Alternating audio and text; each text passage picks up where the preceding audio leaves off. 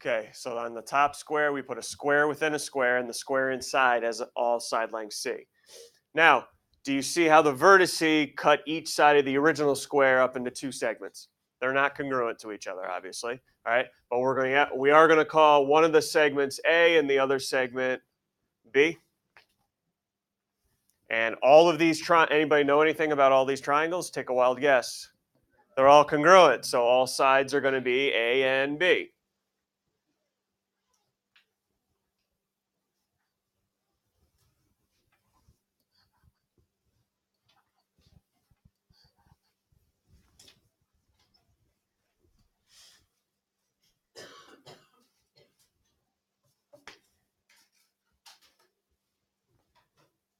No problem so far.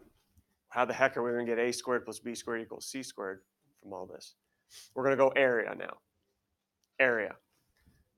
Remember my original figure I gave you was a what? Okay, so would you agree with me if I said the area of the whole square would be equal to, so I'm saying the area of this square right here, isn't that going to be equal to everything inside? All the shapes added up inside? Does everyone agree with that statement? Okay, so the area of the whole square is equal to the area of everything inside it. A for area, capital A for area.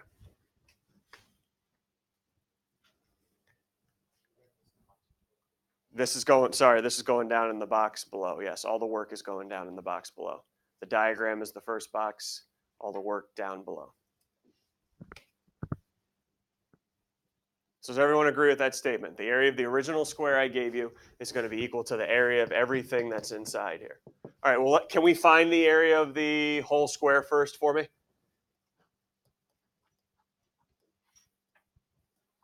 What's the area of just a regular square? Area of a square? Length times width, right? Okay, what's the length and the width here? AB? AB or A plus B? What's one side of the square? A. So it'll be A plus B times A plus B. Okay, I'll give you guys a second to double distribute that. So you can tell me what the area of the whole square is.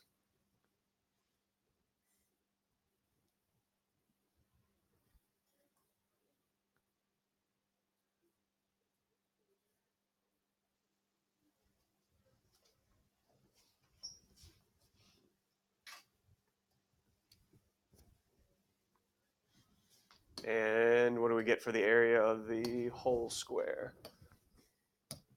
Here we go. Here we go. 11.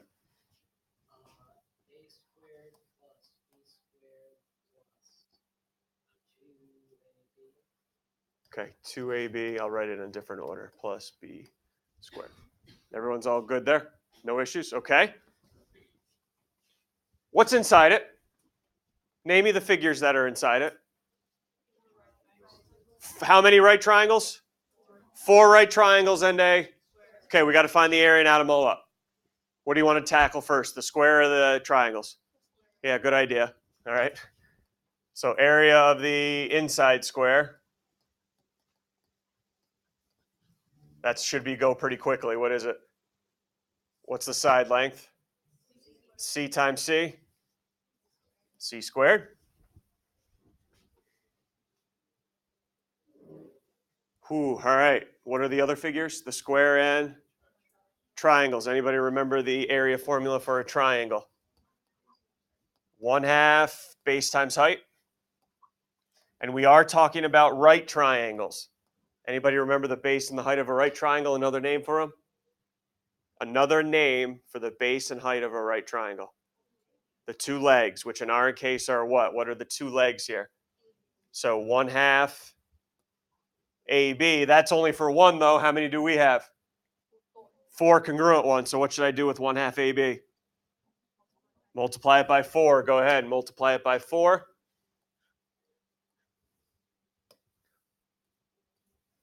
And what is the area of all 4 right triangles? 1/2 times 4? 2AB, right?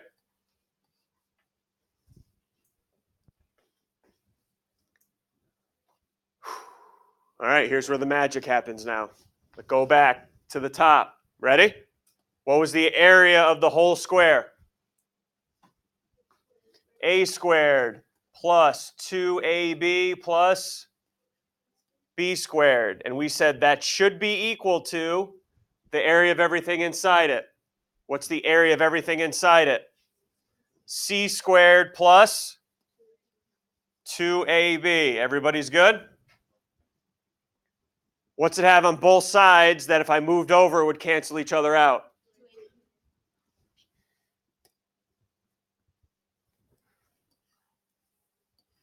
And what are we left with? A squared plus b squared equals c squared. The area of the square equals everything inside it. Yes? Why would you do all that work just to get a squared plus b squared equals c squared? Well, I'm just proving to you where it comes from and why it's always true. Okay, I thought this was what we were doing today, and I was kind of confused. No. I'm just showing you why Pythagorean theorem exists and why it would work for any numbers that you plugged in for a and b. All right? So just using area of a triangle and a square. All right, a squared plus b squared equals c squared. All right, there is another proof out there that uses Hills and Sass, but it'd just be too much time. But there is another proof out there using Hills and Sass. All right. Questions here? I don't know. I show this to you, yes, because you're in honors, but also because it's not that bad. It's not very complicated. We're just finding the area of squares and triangles, and that's it. All right, to show that a squared plus b squared equals c squared exists. All right. Before I show you the other use of Pythagorean theorem, let me make sure you can do Pythagorean theorem first. All right, the original use that you guys have, which is a squared plus b squared equals c squared. I know I'll say this all the time, but just a reminder, you can only use this on right triangles. Yes, right triangles. So if I'm solving for x in this right triangle, somebody give me the two legs. Here we go, 19, the two legs. Okay, so 8 squared plus, how do I write that x minus 4 squared? Yes, you're darn right. Equals the hypotenuse, x squared. I'm a little nervous, even though I know this is honors, I'm still a little nervous what you're going to do with that. I have a couple ideas what you think you want to do, but 10, what are we going to do with all that?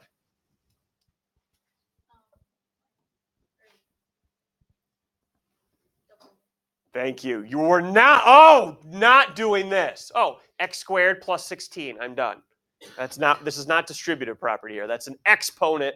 That's an exponent. It's not distributive property. Now you can use double distribution there. Some of you are getting nervous. Oh, he's going to make us factor for the 800th day in a row. Calm down.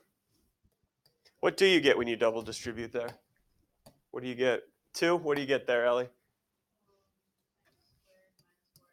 Which combines to minus? Yep. Yep. Probably a really dumb question, but could you just subtract x squared from both sides? Would they not? Well, where are we? Are we at here or here? We're at this step now? Well, let me just clean up this side first. All right. So x squared minus 8x plus 80 equals x squared. And what's on both sides? What's on both sides? X squared, right? So whether I move this one over or this one over, what's going to happen? I don't have any more x squareds. And that's why you don't have to factor here.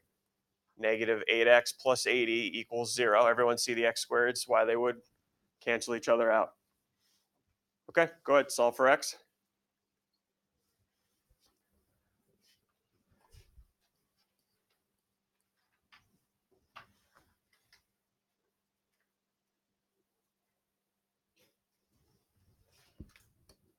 So the value of x, 20. That's not the answer. I'm asking number 20. 10.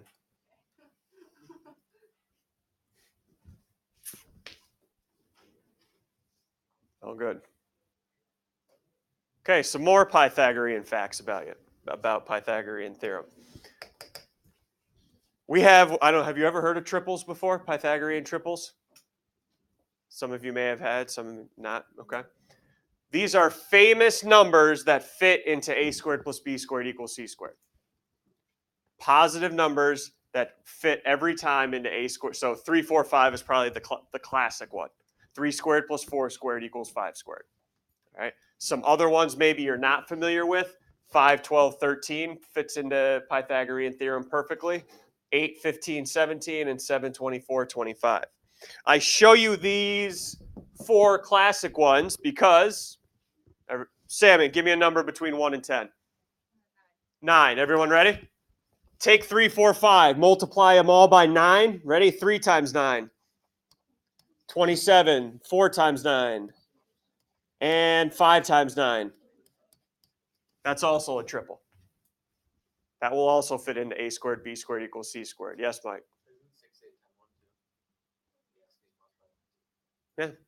Multiply by 2. Yep. You can multiply any multiple of all these up here, and you'll get a Pythagorean triple. I show you this because if we take a look at number 2 here, use a Pythagorean triple to find x. I don't want you to use Pythagorean. Don't use a squared plus b squared equals c squared. Everyone can do that here. What I'm trying to have you guys focus on is 24 and 26. Those two are multiples of what classic one up here? Of 5, 12, 13. Everyone agree? Because 12 times what would give you the 24? 2, and 13 times 2 would give you the 26. What's the only one I'm missing from the 12, 13 triangle? 5, so this side must be 5 times 2, which is 10. Okay? So just maybe some of you see, oh, that's a multiple of 3, 4, 5, so I know what that missing side is, instead of doing Pythagorean theorem. Okay, those are called triples.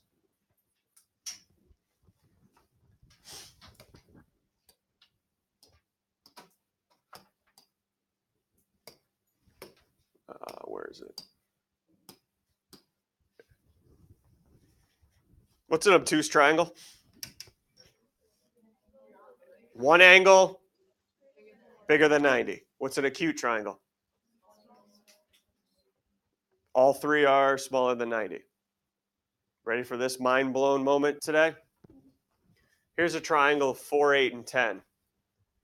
You will have no idea if it's acute or if it's obtuse, correct? But today you will, just given the sides.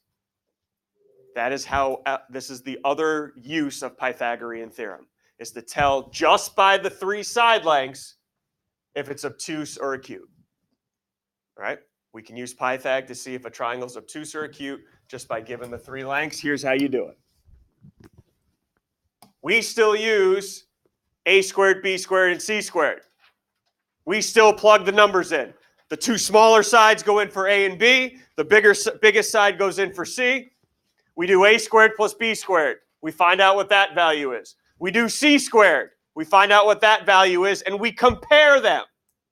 If the c squared value is smaller than the a squared b squared value, that triangle is going to be acute. Right? If the c squared value is smaller than the a squared plus b squared value, we're going to say that's an acute triangle. And if the c squared's bigger, we're calling it an obtuse. Right? Usual question I get, well, you said smaller, you said bigger, what if they're equal? That's what you've been doing all your life, is when they're equal, you can only use what type of triangle? A right. Okay, so if they're equal, it's a right triangle. Right? That's what you've been doing all your life. So I got some side lengths down here, and I would like to know if it's acute, obtuse, or a right triangle. But, whoa, what are we doing? before you determine if it's obtuse, right, or acute, you better determine if it's an actual triangle first. Going back to Unit 5, what was the rule for it to be a triangle in the sides? What had to happen with the sides? Mike? Any two sides added together have to be equal have to be greater than the third side. Two sides added up greater than the third. So don't just go off on this obtuse, right, acute craziness train unless you know it's an actual triangle. So 9, 12, and 15, sum of two sides will always be bigger than the third. Yes or no here? Yes, so it's at least a triangle. So let's determine what type of triangle it is by plugging in a squared and b squared and comparing that to c squared. Again, c is always that we consider c the biggest side. So we got 9 squared and 12 squared. We're comparing that to 15 squared.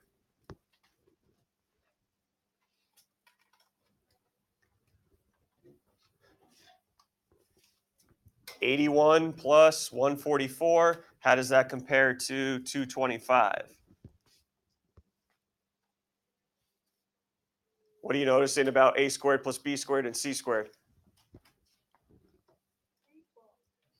225 and 225? They're equal, right? So that must mean I have a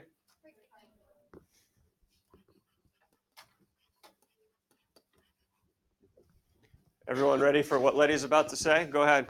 Well, like they're all divisible by 3. Isn't that 9, 12, 15? That's a multiple of what classic I just showed you? 3, 4, 5. So we could have also determined it was a right triangle that way. Okay? Everyone all good? What about 10, 11, 13? Is that a triangle, first of all, before I waste my time? Okay, yes it is. Make sure you check that on homework tonight, by the way. Don't waste your time if it's not a triangle. So here we go. 10 squared plus 11 squared. How's that compared to 13 squared? It's not a right triangle, I can tell you that much.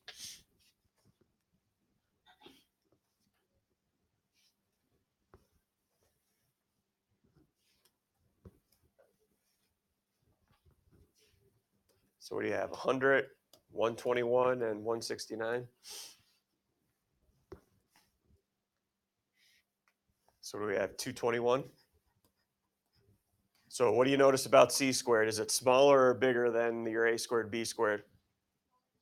It's smaller. So if the c squared is smaller, what do we say? If you look back up top, it's what type of triangle? Acute triangle if c squared is smaller. Do not need to know a darn thing about the angles. The sides can tell me if it's acute or obtuse. Anything you want to ask before we get to the last one? Go ahead, Andrew. Then I don't even just no triangle exists. Can't be acute or obtuse if there is no triangle. Right? So I just say no triangle exists. Don't even bother saying if it's acute or obtuse because it's impossible. Oh, and then I know you like when you see graphs because you know it's going to come up here in a second. Tell me what type of triangle that one is. X, Y, Z. How are you going to find the sides? All right, group 1 here. What side do you want to find? X, Y it is. Group 2, what do you got? Y, Z. Group 3, I'll start with you next time. You guys look like you have X, Z.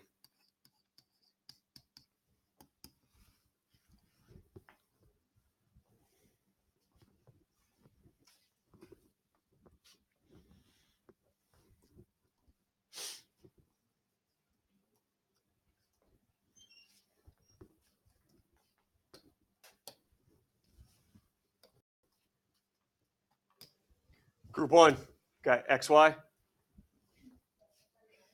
29, yep. Group 2, got Y, Z. Was that 20? Okay, I'm going to keep it 20. You'll see why. We can also do 2 radical 5. You'll just see why keeping it is a little bit more advantageous, like that big word I just pulled out. XZ, group 3. Radical 13.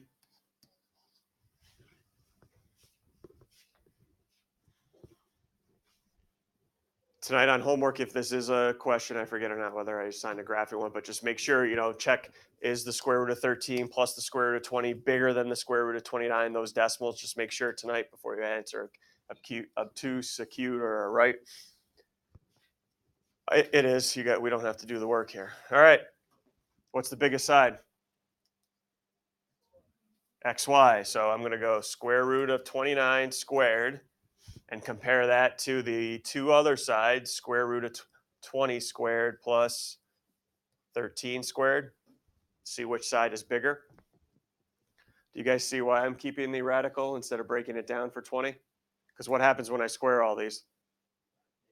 It's the number underneath, yeah. So this is just going to be 20 plus 13, 29. What do you notice about c squared? Bigger than smaller than the a and b squared? It is smaller.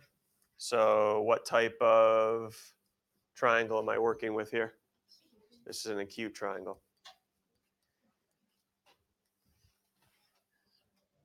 All right.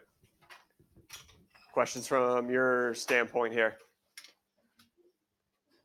Okay, you have your Tuesday night Regents review problem and out of the book. Get a good jump start on it. Let's go.